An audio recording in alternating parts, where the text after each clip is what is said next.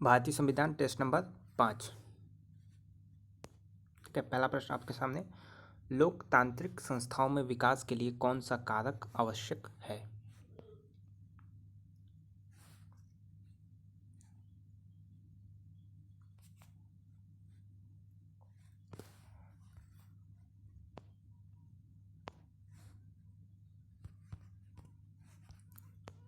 तो ये हो जाएगा बी ऑप्शन।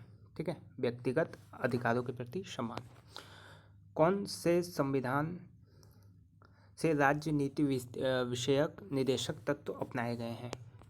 कहाँ से? तो ये हो जाएगा आयरिश।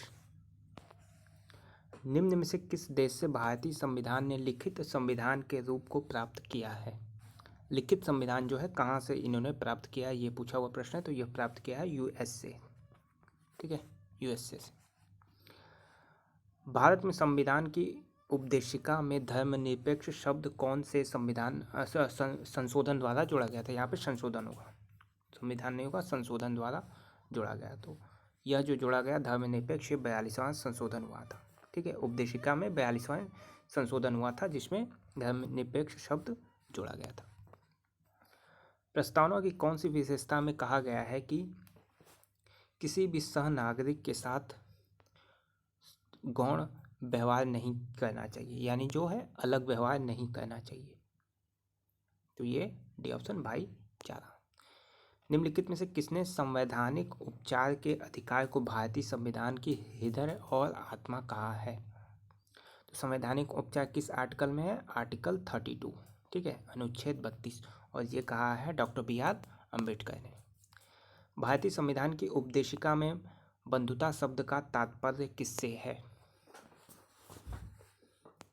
तो ये है डी ऑप्शन भाईचारे से। भारत के संविधान के ऊपर सबसे अधिक प्रभाव निम्नलिखित में से किसका माना जाता है? सबसे अधिक प्रभाव निम्नलिखित में से किसका माना जाता है? तो डी ऑप्शन भारत सरकार अधिनियम 1935। निम्नलिखित में से कौन सा एक भारतीय संविधान की एक मुख्य विशेषता नहीं है? तो ये हो जाएगा डी ऑप्शन अल्पतंत्र। इनमें से कौन भारत में एक सेक्युलर राज्य के रूप में वर्णित करता है? तो बी ऑप्शन प्रस्तावना। निम्नलिखित में से कौन सा शब्द भारतीय संविधान के उपदेशिका में नहीं लिखा गया है? तो डी ऑप्शन साम्यवादी। भारतीय संविधान में एकल नागरिकता की अवधारणा किस देश से प्रेरित है? भारतीय संविधान में एकल नागरिकता की अवधारणा किस देश से प्रेरित है? तो डी ऑप्शन इंग्लैंड। भारत में एकल नागरिकता तो अभी बताया इंग्लैंड।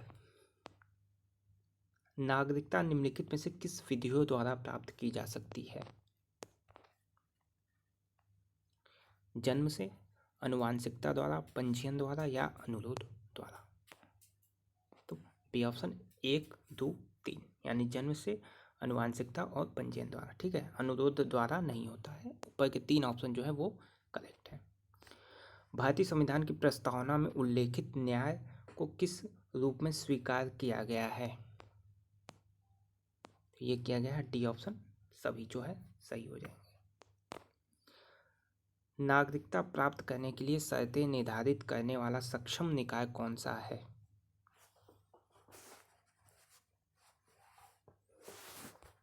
सी ऑप्शन संसद। ठीक है, संसद जो है नागरिकता डिसाइड करेगी। कोई व्यक्ति भारतीय नागरिक नहीं होगा यदि वह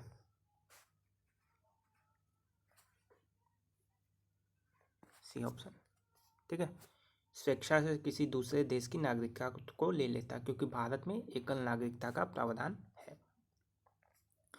भारतीय संविधान के निम्नलिखित में से किस अनुच्छेद द्वारा अस्पृश्यता समाप्त की गई? अनटचेबिलिटी किस अनुच्छेद द्वारा समाप्त की गई? तो सी ऑप्शन आर्टिकल 17। ठीक है, इंपॉर्टेंट क्वेश्चन है, अनुच्छेद 17। दोहरी नागरिकता निम्न में किसकी विशेषता है? तो बी ऑप्शन संघीय सरकार। मौलिक अधिकारों को लागू करने के लिए निम्न में से किसी न्यायालय द्वारा जारी किया जा सकता है? तो रीट आपको पता है 5 रीट होते हैं। ठीक है, तो मौलिक अधिकारों के लिए रिट जारी होता है। भारतीय संविधान के मौलिक अधिकारों के अंतर्गत इनमें से क्या सम्मिलित नहीं है?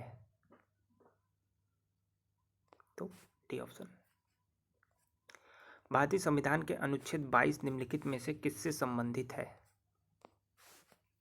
तो ये हो जाएगा सी ऑप्शन, संवैधानिक उपचारों। देखिए 22 नहीं होगा, ये 32 होगा, ठीक है, सी ऑप्शन। निम्नलिखित में से कौन सा मौलिक अधिकार नहीं है? तो संपत्ति का अधिकार। देखिए संपत्ति का अधिकार जो है पहले मौलिक अधिकार था, लेकिन अभी के टाइम में ये संपत्ति का अधिकार जो है मौलिक अधिकार नहीं रहा है, इसको 300 क में भेज दिया गया है, ठीक है। तो संपत्ति का अधिकार पूछा हुआ प्रश्न 124 number, B option, article 16। Last प्रश्न आपके लिए, नागरिक समता का आशय है? तो ए ऑप्शन, कानून के समक्ष समता, ठीक है। तो ये 5वीं टेस्ट सीरीज समाप्त हो गई है।